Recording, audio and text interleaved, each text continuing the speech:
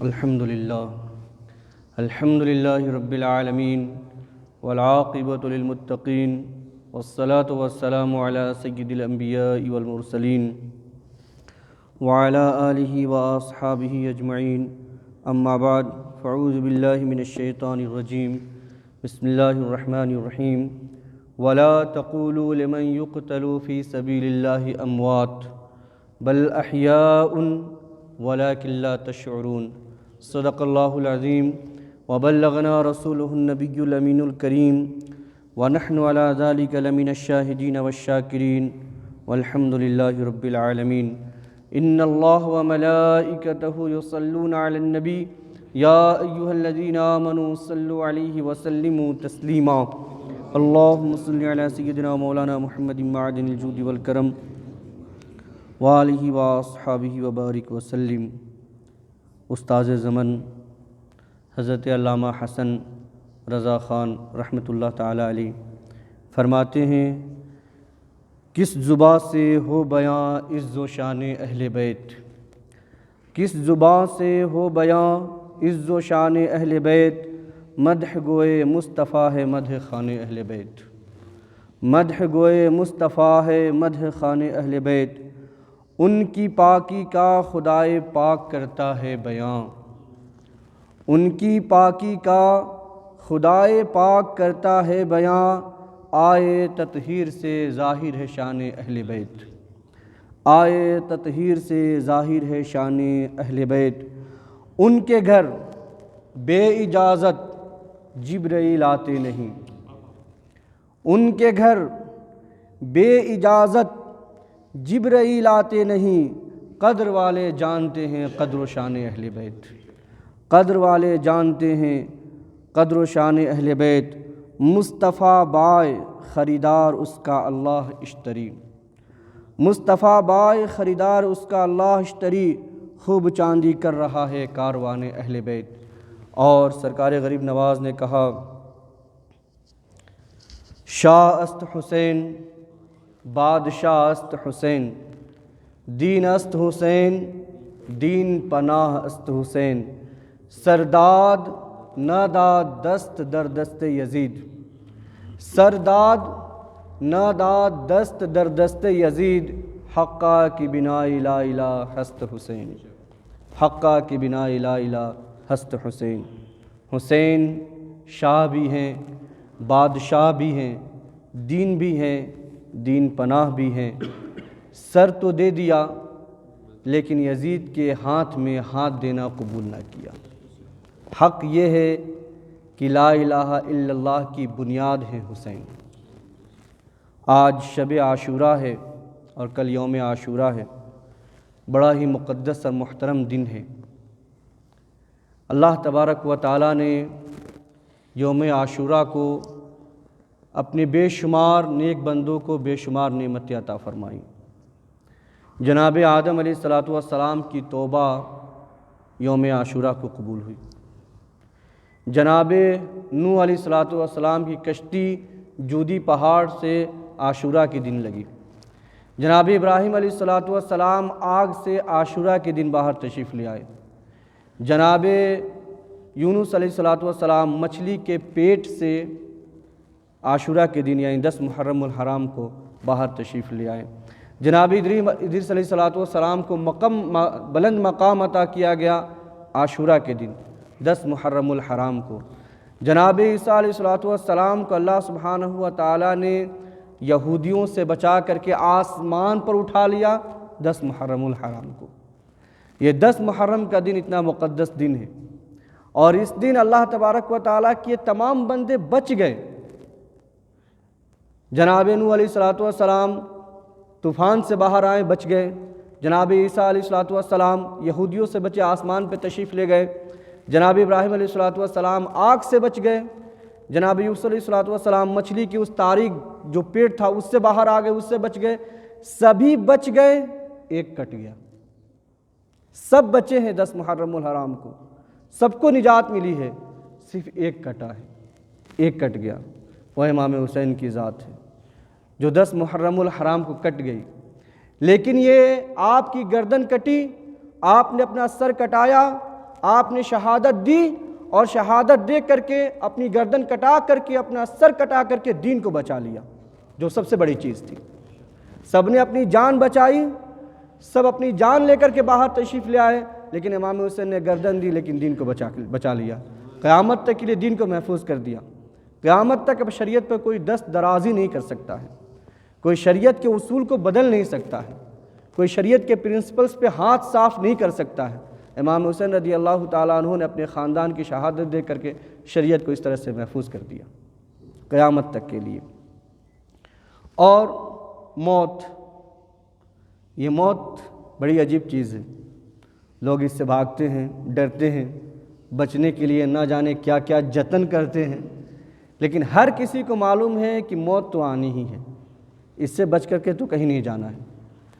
اللہ تبارک و تعالیٰ نے قرآن میں فرمایا کل نفس ذائقۃ الموت، ہر کسی کو موت کا مزہ چکھنا ہے۔ یہ موت ایک ٹیسٹ ہے جس سے ہر کسی کو ٹیسٹ کرنا ہے، ایک دروازہ ہے جس سے ہر کسی کو گزرنا ہی ہے، ایک پل ہے جس سے ہر کسی کو کراس کرنا ہے۔ تو یہ موت سے کوئی بچ نہیں سکتا ہے، موت تو ہر کسی کو آنی ہی ہے، بہر صورت کسی صورت میں بھی آئے لیکن موت آنی ہے۔ آپ دیکھیں اللہ کے رسول صلی اللہ تعالیٰ علیہ وسلم جب مکۃ المکرمہ میں تبلیغ کے لیے تشریف لے جاتے اور اسلام کی دعوت دیتے ابو جہل کو، ابو لہب کو، عتبہ کو، شیبہ کو، تو اللہ تبارک و تعالیٰ نے قرآن میں کہا انک لا تسمع الموتیٰ، حبیب آپ انہیں اپنی بات سنا نہیں سکتے، یہ مردے ہیں، یہ مردے ہیں، میت ہیں، آپ ان کو اپنی بات نہیں سنا سکتے۔ انک لا تسمع الموتیٰ، یہ مردے ہیں، آپ انہیں اپنی بات کہہ نہیں سکتے ہیں، آپ انہیں راہ ہدایت دکھا نہیں سکتے۔ آپ دیکھیں ابو جہل کھاتا ہے، ابو لہب کھاتا ہے، پیتا ہے، سوتا ہے، چلتا ہے، پھرتا ہے، دیکھتا ہے، دنیا کا ہر کام کرتا ہے، لیکن قرآن کہہ رہا ہے مردہ ہے، یہ مردے ہیں، آپ ان کے سامنے جا کر کوئی بھی بات کہیں یہ سن نہیں سکتے آپ کی بات، یا آپ کی بات پہ کان نہیں دھرنے والے ہیں، کیونکہ یہ مردے ہیں، آپ ان کو اپنی بات سنا نہیں سکتے ہیں۔ آپ دیکھیں یہ کھاتے پیتے لوگ ہیں، چلتے پھرتے لوگ ہیں، سوتے جاگتے اٹھتے بیٹھتے لوگ ہیں، قرآن نے کہا یہ مردے ہیں، اور امام حسین نے گردن کٹا دی، قرآن نے کہا انہیں مردہ کہنا نہیں۔ سیدنا حمزہ رضی اللہ تعالیٰ عنہ کی گردن کٹ گئی، قرآن نے کہا انہیں مردہ نہ کہنا، وَلَا تَقُولُوا لِمَنْ يُقْتَلُ فِي سَبِيلِ اللَّهِ أَمْوَاتٌ، جو اللہ کے راستے میں گردن کٹائے، شہید کیے جائے، انہیں ہرگز ہرگز مردہ نہ کہنا۔ تو زندگی کیا ہے پھر زندگی کیا ہے؟ لوگ چلتے پھرتے کھاتے پیتے سوتے ہیں، وہ مردے ہیں، اور جنہوں نے گردن کٹا دی، جن کے بازو جسموں سے الگ ہو گئے ہیں، جن کے جسم کے ٹکڑے ٹکڑے ہو گئے ہیں، قرآن کہتا ہے یہ مردہ نہیں، یہ زندہ ہے۔ تو پھر زندگی کیا چیز ہے؟ معلوم پڑا کہ جس نے مصطفیٰ سے وفاداری کی وہی زندگی ہے، جو مصطفیٰ سے غداری کر گیا وہی موت ہے۔ مصطفیٰ سے وفاداری کی، امام حسین کی گردن کٹ گئی، زندہ ہے،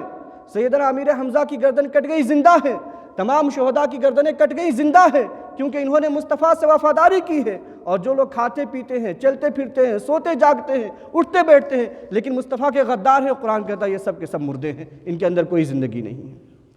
تو جو مصطفیٰ کے وفادار ہیں، جو مصطفیٰ جان رحمت صلی اللہ تعالیٰ علیہ وسلم کے لویل ہیں اور ان کی اتباع کرنے والے ہیں، وہ چاہیں کھائیں پئیں زندہ دکھے آپ کو، یا پھر قبر کے اندر ہوں، یا پھر ان کی گردنیں کٹ جائیں، ان کے جسم کے ٹکڑے ہو جائیں، وہ ہمیشہ ہمیشہ کے لیے زندہ ہو جاتے ہیں۔ اور جو لوگ مصطفیٰ کے راستے سے الگ ہوئے، جو آپ سے دور ہوئے، جنہوں نے آپ کے ساتھ غداری کی، چاہے وہ زندگی میں کتنی بھی لمبی زندگی پا جائیں، دنیا میں چلتے پھرتے کھاتے پیتے رہے، وہ سب کے سب مردے ہیں۔ تو زندگی وفاداری مصطفیٰ کا نام ہے، اسی وجہ سے قرآن نے کہا کہ کہنے کی تو دور کی بات ہے، وَلَا تَحْسَبَنَّ الَّذِينَ قُتِلُوا فِي سَبِيلِ اللَّهِ أَمْوَاتًا، جو اللہ کے راستے میں قتل کیے جائیں انہیں مردہ سوچنا بھی نہیں، بل احیاء عند ربہم، بلکہ وہ اپنے رب کے پاس زندہ ہیں، یرزقون، اللہ تبارک و تعالیٰ انہیں رزق عطا فرماتا ہے۔ یہ زندگی اور موت ہے، یہ زندگی اور موت کا فلسفہ ہے، اس کو جاننا ضروری ہے۔ ہم ایسا نہیں کہ سانسیں لے رہے ہیں تو یہی زندگی ہے، یہ سانسیں کبھی کبھی ختم ہو جاتی ہیں، ہمارا جسم جو ہے وہ مٹی کے اندر چلا جاتا ہے، قبر میں ہمیں ڈھک دیا جاتا ہے، پھر بھی ہم زندہ ہوتے ہیں، یہ قرآن گواہی دیتا ہے۔ تو امام حسین رضی اللہ تعالیٰ عنہ نے اپنی زندگی اور اپنے پورے خاندان کی زندگی اللہ سبحانہ و تعالیٰ کے راستے میں لٹا دی، کٹا دی، اور ہمیشہ کے لیے آپ کو بقا مل گئی، ہمیشہ کے لیے آپ کا نام دنیا میں اور رہتی قیامت تک کے لیے روشن ہو گیا، جو اللہ تبارک و تعالیٰ کی بارگاہ میں آپ نے قربانی دی۔ یہ قربانی کیوں پیش کی گئی؟ یہ بڑا سوال ہے کہ 20 سے 25 ہزار کا لشکر، اس کے سامنے 72 لوگوں کا گروپ چھوٹا سا، جو لڑنے کے لیے آ گئے سامنے، اور انہوں نے مقابلہ کیا اور خوب جم کر کے مقابلہ کیا اور ہر چیز کی قربانی پیش کر دی۔ یا آخر جنگ چھڑی کیوں؟ آج امام حسین رضی اللہ تعالیٰ عنہ کی شہادت کو 1383 ایئرز ہو گئے، 1383 سال۔ اتنا عرصہ گزر جانے کے بعد بھی ہر سال، اور ایک دن کی بات نہیں ہے کہ آج ہم نے یاد کر لیا 10 محرم ہے تو، یہ ہر سال ہر لمحہ جب بھی ہم ممبروں پر بیٹھتے ہیں، خطبہ دیتے ہیں، تقریریں کرتے ہیں، آپ مسجدوں میں آتے ہیں، ہر لمحہ ہر وقت جو ہے ہم خاندان اہل بیت کو یاد کرتے رہتے ہیں، امام حسنین کریمین کو یاد کرتے رہتے ہیں، اور جو آپ کے خاندان کے لوگ ہیں ان کو یاد کرتے رہتے ہیں۔ تو یہ جو بقا اللہ تبارک و تعالیٰ نے آپ کو عطا فرمائی، یہ آپ کی قربانی کے صلے میں تھی۔ تو یہ جنگ کیوں ہوئی؟ دیکھیں، بہت تفصیل میں نے جا کے ان شارٹ بتاؤں آپ کو کہ جب اللہ کے رسول صلی اللہ تعالیٰ علیہ وسلم اس دنیا سے تشریف لے گئے تو خلافت قائم ہوئی، اور حضور علیہ الصلوۃ کی حدیث پاک ہے، میرے بعد 30 سال تک خلافت رہے گی، 30 سال تک، اس کے بعد بادشاہت اور ملوکیت آ جائے گی۔ 30 سال تک خلافت رہے گی، تو آپ کاؤنٹ کریں گے جو خلفائے راشدین کا زمانہ ہے وہ پورا آ کر کے حضرت سیدنا مولا کائنات رضی اللہ تعالیٰ عنہ پہ 29 سال 6 مہینے ہوتے ہیں، اور امام حسن مجتبیٰ رضی اللہ تعالیٰ عنہ 6 مہینے کے لیے آپ خلیفہ رہے تو یہ پورے 30 سال مکمل ہو جاتے ہیں۔ لیکن اللہ کے رسول صلی اللہ تعالیٰ وسلم نے فیوچر کی بات تھی، یہی غیب کی بات ہے۔ حضور علیہ الصلوۃ نے پہلے فرما دیا کہ میرے بعد 30 سال تک خلافت رہے گی، اس کے بعد بادشاہت اور سلطنت آ جائے گی، اور 30 سال تک جب خلافت مکمل ہوئی، جب امام حسن مجتبیٰ رضی اللہ تعالیٰ عنہ نے یہ خلافت حضرت امیر معاویہ رضی اللہ تعالیٰ عنہ کا ہینڈ اوور کیا، وہیں سے بادشاہت شروع ہو گئی، وہیں سے ملوکیت شروع ہو گئی، وہیں سے سلطنت شروع ہو گئی۔ تو یہ جو خلافت ایک قائم تھی، یہ خلافت دراصل کس طرح سے قائم ہوتی تھی، یہ ایک بڑا مسئلہ ہے۔ جب حضور علیہ الصلوۃ کا وصال ہوا، سیدنا ابوبکر صدیق رضی اللہ تعالیٰ عنہ خلیفہ چنے گئے۔ کیسے منتخب ہوئے؟ قرآن نے کہا وَأَمْرُهُمْ شُورَىٰ بَيْنَهُمْ، ان کے معاملات آپسی مشورے سے طے ہوتے ہیں۔ مشورہ کیا تمام مسلمانوں نے بیٹھ کر کے، اور سیدنا ابوبکر صدیق رضی اللہ تعالیٰ عنہ خلیفہ منتخب کر لیا۔ آپ خلیفہ رہیں، جب تک آپ حیات سے رہیں خلیفہ رہیں۔ اپنے انتقال سے پہلے آپ نے مسلمانوں سے پھر سے مشورہ کیا، اور مشورہ کرنے کے بعد ان سے، ان کا سجیشن کے بعد، ان کی رائے کے بعد، سیدنا ابوبکر صدیق رضی اللہ تعالیٰ عنہ نے عمر ابن خطاب رضی اللہ تعالیٰ عنہ کو خلیفہ مقرر کر دیا۔ اور سیدنا عمر ابن خطاب رضی اللہ تعالیٰ عنہ اپنے انتقال سے پہلے 6 لوگوں کا ایک مشورہ کے لیے ایک کمیٹی بنا دی، اور اس کمیٹی نے طے کر کے مشورے سے، رائے سے سیدنا عثمان غنی رضی اللہ تعالیٰ عنہ خلیفہ مقرر کیا۔ اس کے بعد جب آپ کی شہادت ہو گئی، اور اس شہادت کے بعد تمام اہل مدینہ نے مل کر کے مشورے سے سیدنا علی بن ابی طالب رضی اللہ تعالیٰ عنہ خلیفہ مقرر کیا۔ اس کے بعد امام حسن مجتبیٰ رضی اللہ تعالیٰ عنہ خلیفہ مقرر ہوئے۔ یہ جو خلافت کا طریقہ تھا، خلافت قائم کرنے کا، وہ یہ تھا کہ مسلمانوں کی رائے سے، ان کے مشورے سے خلافت قائم ہوتی، ان کے مشورے سے خلیفہ بنایا جاتا اور وہ خلیفہ قائم ہوتا۔ لیکن یہ طریقہ ٹوٹ گیا کب؟ جب حضرت امیر معاویہ رضی اللہ تعالیٰ عنہ سلطنت پر آئے۔ آپ سلطان بنے، بادشاہ بنے، لیکن لوگوں کے مشورے سے نہ بنے، تو یہاں سے یہ چیز ختم ہو گئی۔ تو خلافت راشدہ جو ہے وہ امام حسن مجتبیٰ رضی اللہ تعالیٰ عنہ تک ہے۔ آپ صحابی ہیں، راشد ہیں، ہدایت پر ہیں۔ حضرت امیر معاویہ رضی اللہ تعالیٰ عنہ کے بارے میں ایک لفظ بھی نہیں بولنا چاہیے۔ حضرت امیر معاویہ رضی اللہ تعالیٰ عنہ حضور علیہ الصلوۃ والسلام کے قریبی رشتہ دار ہیں، حضور علیہ الصلوۃ والسلام کے برادر ان لا ہوتے ہیں۔ آپ کی بہن حضرت ام حمیبہ رضی اللہ تعالیٰ عنہ حضور علیہ الصلوۃ والسلام کے ازواج مطہرات میں سے ہیں۔ حضرت امیر معاویہ رضی اللہ تعالیٰ عنہ کاتبان وحی میں سے ہیں۔ جب قرآن اترتا حضور کی بارگاہ میں رہ کر کے قرآن کی آیتیں لکھا کرتے تھے۔ حضرت امیر معاویہ رضی اللہ تعالیٰ عنہ کے بارے میں حضور علیہ الصلوۃ والسلام نے فرمایا اللہم اجعلہ ہادیا مہدیا، یا اللہ تو اسے ہدایت دینے والا اور ہدایت یافتہ بنا دے۔ حضرت امیر معاویہ رضی اللہ تعالیٰ عنہ کے لیے حضور علیہ الصلوۃ والسلام نے اتنی دعائیں کی ہیں، تو ان کے بارے میں آپ زبان نہیں ہلا سکتے ہیں، ان کے بارے میں کوئی لفظ نہیں بات بول سکتے ہیں۔ آج کچھ لوگ اہل بیت سے محبت کے دم بھرتے ہیں، اور اس دم بھرنے میں حضرت امیر معاویہ رضی اللہ تعالیٰ عنہ کے بارے میں لفظ بولنا شروع کر دیتے ہیں۔ صحابی ہیں، اور ہر صحابی کے بارے میں قرآن میں اللہ نے فرمایا وَكُلًّا وَعَدَ اللَّهُ الْحُسْنَىٰ، اللہ نے ہر کسی کے لیے جنت کا وعدہ فرما لیا۔ اللہ کے رسول صلی اللہ تعالی علیہ وسلم نے ارشاد فرمایا الصحابۃ کلھم عدول، میرے تمام کے تمام صحابہ عادل ہیں، ان میں کوئی بھی کسی کے بارے میں تم طعن و تشنیع نہیں کر سکتے ہو، کسی کے بارے میں غلط لفظ نہیں بول سکتے ہو۔ تو حضرت امیر معاویہ رضی اللہ تعالیٰ عنہ صحابہ میں سے ہیں، کاتبان وحی میں سے ہیں، حضور کے قریبی رشتہ داروں میں سے ہیں، ان کے بارے میں اگر کوئی زبان کھولتا ہے تو وہ جو ہے صحیح راستے سے، صراط مستقیم سے بھٹکا ہوا ہے، مس گائیڈڈ ہے، اس سے جاننا چاہیے کہ حضرت امیر معاویہ رضی اللہ تعالیٰ عنہ کی شان کیا ہے۔ ہمیں تو بات صرف یزید سے ہے۔ حضرت نوح علیہ السلام نبی ہیں، رسول ہیں، لیکن ان کا بیٹا گمراہ ہوا، کافر ہوا۔ قرآن نے کہا انہ لیس من اہلک، نوح وہ آپ کے اہل میں سے ہی نہیں ہے، وہ آپ کے گھر والوں میں سے ہی نہیں ہے، وہ آپ کے فیملی ممبرز میں سے ہی نہیں ہے۔ ایسے ہی امیر معاویہ رضی اللہ تعالیٰ عنہ کی شان بہت ہی بلند و بالا ہے۔ ان کے گھر میں یزید پیدا ہوا، اس کی بات الگ ہے، ہر کوئی اپنے اعمال کا ذمہ دار ہے، اپنے اعمال کا ذمہ دار ہے، دوسرے کے عمل کا ذمہ دار نہیں ہے۔ آپ اپنے عمل کا ذمہ دار ہوں قیامت کے دن، اپنے بیٹے کے عمل کا ذمہ دار نہیں ہوں گے۔ تو یزید تخت پر جب بیٹھا 60 ہجری میں، 15 رجب 60 ہجری میں حضرت امیر معاویہ رضی اللہ تعالیٰ عنہ کا انتقال ہوا۔ اتنے نیک صحابی تھے، حضور علیہ السلام کے پیرہن مبارک، آپ کی ازار مبارک آپ کے پاس تھی، اور دوسرے کپڑے تھے حضور علیہ السلام کے۔ فرمایا مجھے انہی کپڑوں میں دفن کرنا، مجھے انہی کپڑوں سے کفن دینا۔ حضور علیہ السلام کے ناخن مبارک آپ نے رکھے ہوئے تھے حفاظت سے، اور کچھ منہ مبارک شریف تھے، کہا کہ ان ناخنوں کو جو میری آنکھوں پر رکھ دینا، ان بالوں کو میرے سینوں پر سجا دینا، اور پھر مجھے دفن کر دینا، اللہ کے حوالے کر دینا۔ اتنے نیک صحابی تھے حضرت امیر معاویہ رضی اللہ تعالیٰ عنہ، لیکن ان کے گھر میں یزید پیدا ہوا، اور پھر یزید یہ 60 ہجری میں تخت پر بیٹھا تو مشورے سے پہلے خلیفہ نہ بنا۔ جو طریقہ تھا خلیفہ بننے کا مسلمانوں کے یہاں کہ آپسی مشورے سے،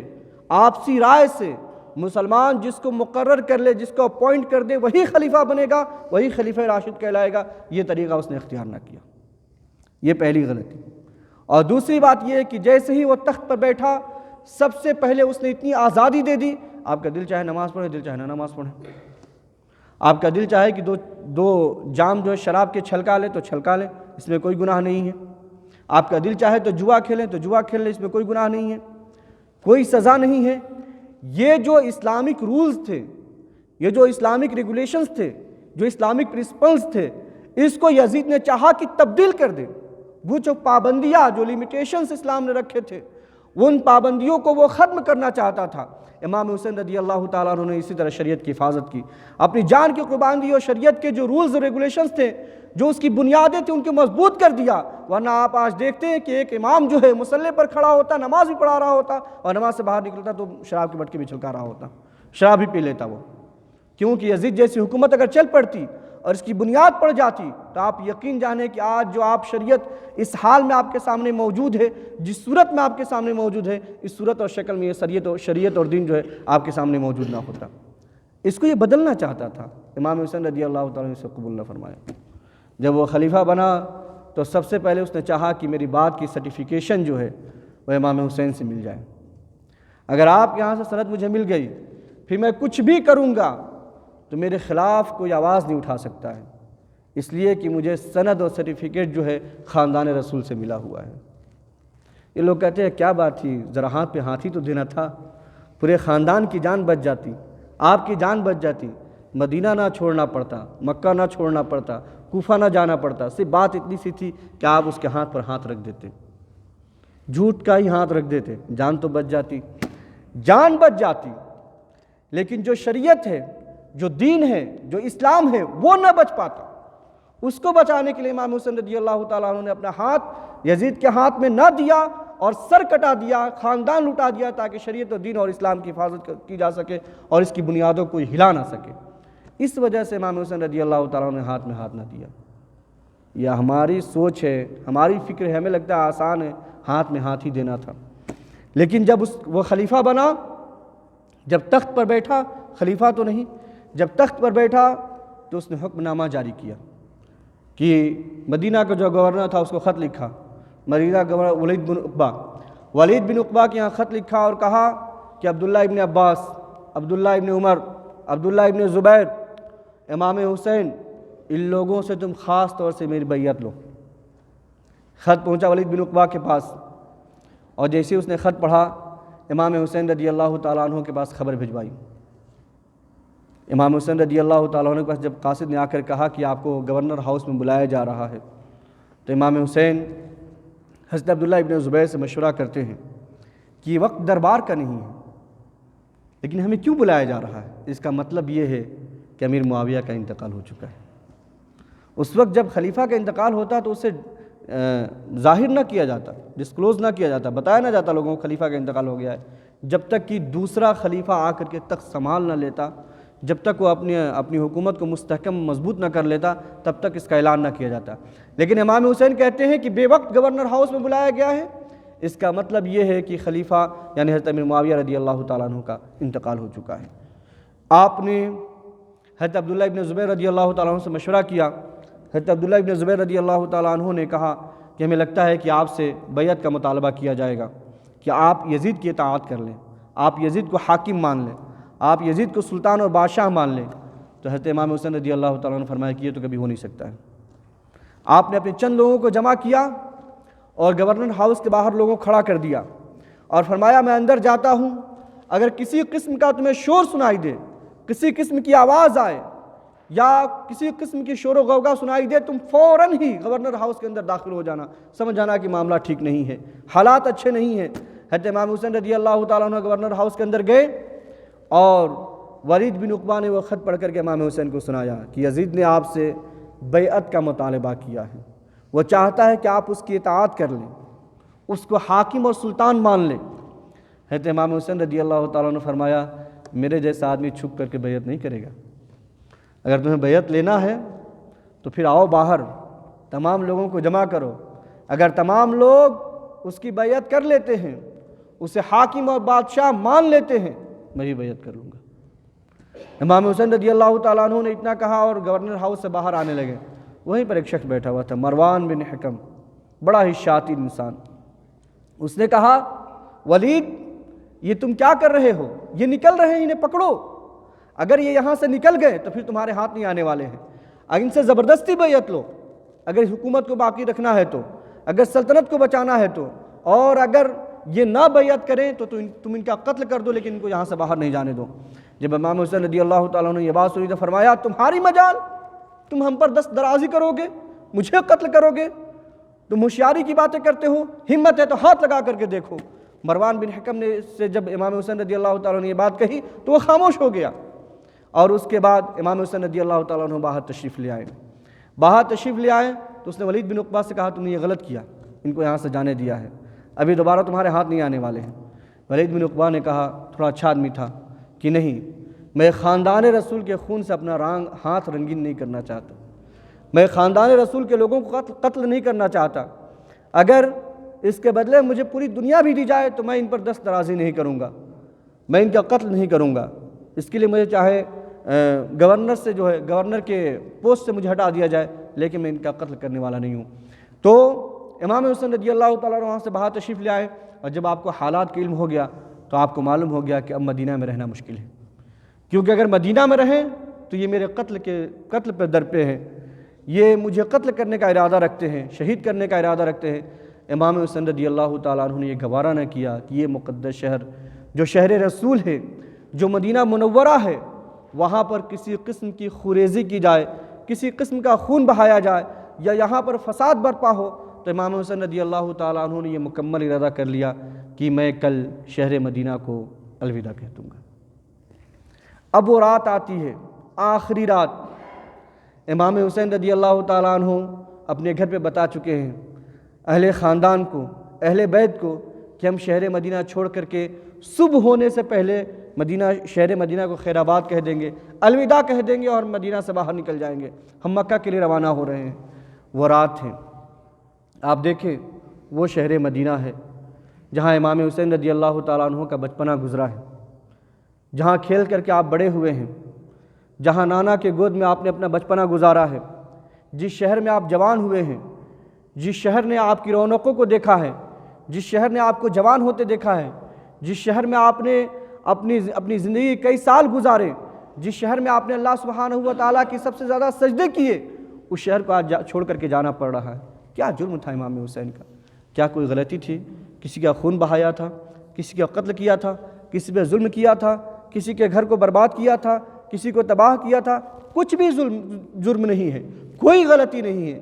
اور کوئی خطا نہیں ہے، لیکن صرف ایک بات ہے کہ نانا کی امت کے اندر فساد برپا نہ ہو، دین میں کوئی فساد برپا نہ ہو، اس لیے آپ مدینہ منورہ چھوڑنے کے لیے تیار ہو گئے۔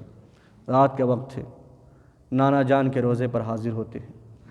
یا آخری رات ہے، یا آخری ملاقات ہے، یا آخری زیارت ہے، اپنے نانا کے روضے پر حاضر ہیں، آنکھوں سے آنسوؤں کی قطاریں جاری ہیں، آنسو ہے کہ رکنے کا نام نہیں لے رہے ہیں، کلیجہ ہے کہ منہ سے باہر آ رہا ہے، نانا کی بارگاہ میں حاضر ہیں،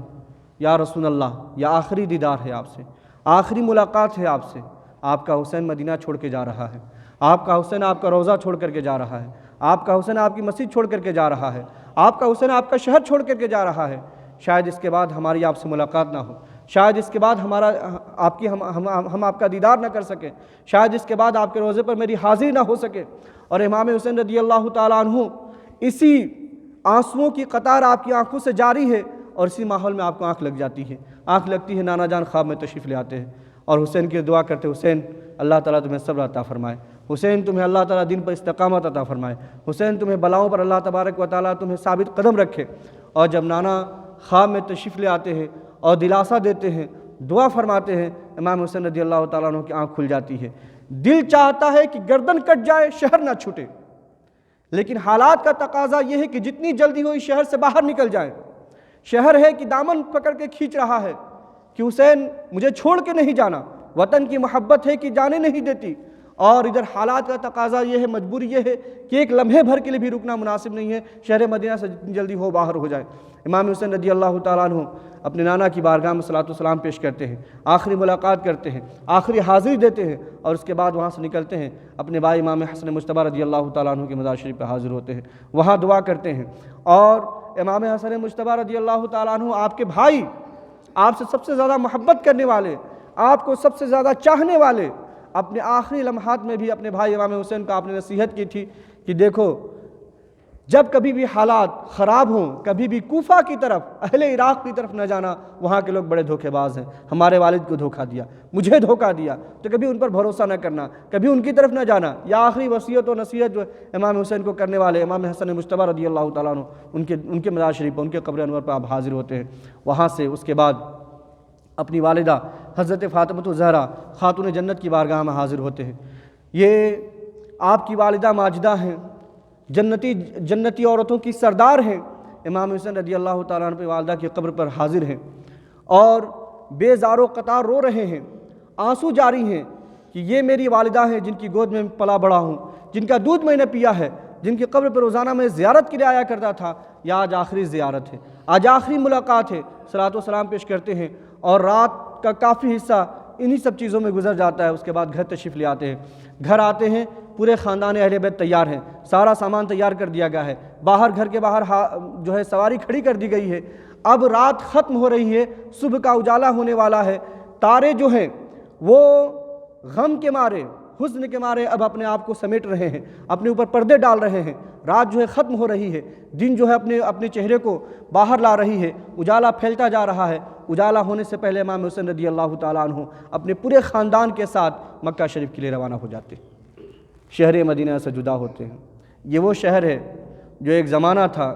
جب اللہ کے رسول صلی اللہ تعالیٰ علیہ وسلم پر ظلم و ستم کیا گیا، جب آپ کو ستایا گیا، آپ کو تکلیفیں دی گئی، جب مکہ تنگ کر دیا گیا، آپ کو اپنے گھر میں رہنا مشکل ہو گیا، تب مدینہ والوں نے آپ کے لیے اپنی آنکھیں بچھا دی تھی، آپ کا انتظار کیا تھا، صبح و شام آ کر کے شہر کے باہر آپ کا انتظار کرتے تھے۔ اور جب اللہ کے رسول صلی اللہ تعالی وسلم پہنچے تھے تو اسی شہر نے یعنی شہر مدینہ حضور کا بڑھ کر کے استقبال کیا تھا، گرم جوشی کے ساتھ استقبال کیا تھا، اپنی آنکھیں آپ کے راہوں میں بچھا دی تھی، اپنے جانوں کی قربانیاں پیش کر دی، اپنا گھر بار سب کچھ اللہ کے رسول کے لیے لٹا دیا۔ اور آج یہی ہے کہ آج رسول اللہ کا شہزادہ جو اسی شہر سے باہر جا رہا ہے، آج رسول اللہ کے شہزادے پر شہر کو تنگ کر دیا گیا ہے، آج رسول اللہ کے شہزادے کے لیے شہر میں رہنا مشکل ہو گیا ہے۔ اور امام حسین رضی اللہ تعالیٰ عنہ مدینہ کو الوداع کہتے ہیں، مسجد نبوی شریف کی محراب جھک کر کے امام حسین کو سلام کہتی ہیں، مینارے جو ہے تعظیم کے لیے کھڑے ہیں، پہاڑیاں جو ہے لگتا ہے کہ بڑھ بڑھ کے آپ کی زیارت کر لے، آخری بار آپ کے چہرے منور کو دیکھ لے، اس طرح سے ساری چیزیں لگتا ہے کہ آپ کی طرف جیسے آگے بڑھ رہی ہوں. اور امام حسین رضی اللہ تعالیٰ عنہ 4 شعبان 60 ہجری کو مدینہ المنورہ کو آپ خیر آباد کہتے ہیں الوداع کہتے ہیں اور مکہ شریف کے لیے روانہ ہو جاتے ہیں. جب مکہ شریف پہنچتے ہیں چند مہینے وہاں قیام کرتے ہیں اور مکہ شریف میں آپ قیام پذیر تھے. اور شعبان کے بعد رمضان، رمضان کے بعد شوال اور ذی القعدہ کا مہینہ آتا ہے. ذی القعدہ کے مہینے میں پوری دنیا سے لوگ جو ہے اللہ کے گھر کی طرف روانہ ہو جاتے تھے. اس زمانے میں لوگ چل کر کے آتے حج کے لیے، خانہ کعبہ کے اندر عبادت کے لیے، خانہ کعبہ کی زیارت کے لیے، اللہ سبحانہ و تعالیٰ کے گھر کو دیکھنے کے لیے، اللہ سبحانہ و تعالیٰ کے گھر کے طواف کرنے کے لیے. آپ اندازہ لگائیں ساری دنیا سے لوگ چل کر کے خانہ کعبہ کے اندر آ رہے ہیں، مسجد حرام کے اندر آ رہے ہیں، مکہ المکرمہ کے اندر آ رہے ہیں، اور وہی ذی الحجہ کا مہینہ ہے. آپ اندازہ لگائیں کہ حالات کتنے خراب ہو گئے تھے کہ 10 ذی الحجہ کو لوگ حج کرتے ہیں، خانہ کعبہ کا، مکہ المکرمہ کا. لوگ سالوں سال انتظار کرتے ہیں کہ ایک بار یہ آنکھیں اللہ کے گھر کو دیکھ لیں، ایک بار اللہ سبحانہ و تعالیٰ کے گھر میں حاضری ہو جائے، ایک بار میں حج کر لوں، 10 ذی الحجہ کو مکہ المکرمہ کے اندر پہنچ جاؤں، خانہ کعبہ کا طواف کر لوں. اور آپ دیکھیں کہ وہی شہزاد رسول جو خانہ کعبہ کے پاسبان ہیں، جو مکہ المکرمہ کے پاسبان ہیں، جو اللہ کے رسول صلی اللہ علیہ وسلم کے نواسے ہیں، آج دنیا نے یہ شہر آپ پر اتنا تنگ کر دیا کہ 8 ذی الحجہ کو حج سے 2 دن پہلے آپ کو مکہ المکرمہ چھوڑنا پڑ گیا. 2 دن پہلے آپ نے احرام باندھا ہوا تھا لیکن آپ نے حج نہ کیا، عمرہ کر کے آپ نے احرام کھول دیا، کیونکہ خبر ملی کہ حاجیوں کی شکل میں کچھ لوگوں کو بھیجا گیا ہے جو آپ کو قتل کرنا چاہتے ہیں، جو آپ کو خانہ کعبہ کے اندر شہید کرنا چاہتے ہیں. تو حضرت امام حسین رضی اللہ تعالیٰ نے فرمایا نہیں، میں نے اپنے والد سے سنا ہے کہ اللہ کے رسول صلی اللہ علیہ وسلم نے فرمایا ہے کہ ایک مینڈھے کی وجہ سے مسجد حرام کے اندر مکہ المکرمہ کے اندر خون بہایا جائے گا ایک مینڈھے کا، اور ایک مینڈھے کا خون جو ہے پورے شہر میں بہہ اٹھے گا، یعنی ایک ایسا خون خرابہ ہوگا مکہ المکرمہ کے اندر. امام حسین نے فرمایا میں وہ مینڈھا نہیں بننا چاہتا، میں نہیں چاہتا کہ میری وجہ سے مکہ المکرمہ کے اندر خون خرابہ ہو، لوگوں کے خون بہائے جائیں، لوگ قتل کیے جائیں، یہاں پر لوگ شہید کیے جائیں، خانہ کعبہ کی بے حرمتی ہو، اس کی بے عزتی ہو. میں یہ پسند نہیں کرتا، میں خانہ کعبہ چھوڑ کر کے چلا جاتا ہوں، میں یہ شہر چھوڑ کر کے چلا جاتا ہوں، میں حج کے احرام بھی کھول دیتا ہوں. میں نہیں چاہتا کہ میری وجہ سے امت میں کوئی خلفشار یا انتشار پیدا ہو. اور امام حسین رضی اللہ تعالیٰ عنہ نے 8 ذی الحجہ کو اپنے اہل و عیال کے ساتھ اور چند اپنے مددگاروں کے ساتھ آپ نے خانہ کعبہ کو مکہ المکرمہ کو چھوڑ دیا اور آپ کوفہ کے لیے روانہ ہو گئے. آپ دیکھیں جب آپ مکہ المکرمہ کے اندر موجود تھے تو کوفیوں کو خبر لگی کہ امام حسین رضی اللہ تعالیٰ عنہ نے انکار کر دیا ہے یزید کی بیعت سے، میں یزید کی بیعت نہیں کروں گا. تو انہوں نے خط لکھنا شروع کیا. سلمان بن سرد خزائی ایک بڑا رئیس آدمی تھا، اس کے گھر میں سب جمع ہوئے اور خط پہ خط لکھ کر کے امام حسین رضی اللہ تعالیٰ عنہ کے پاس بھیجنے لگے. سینکڑوں کی تعداد میں خطوط یہاں موجود تھے. جب 150 خط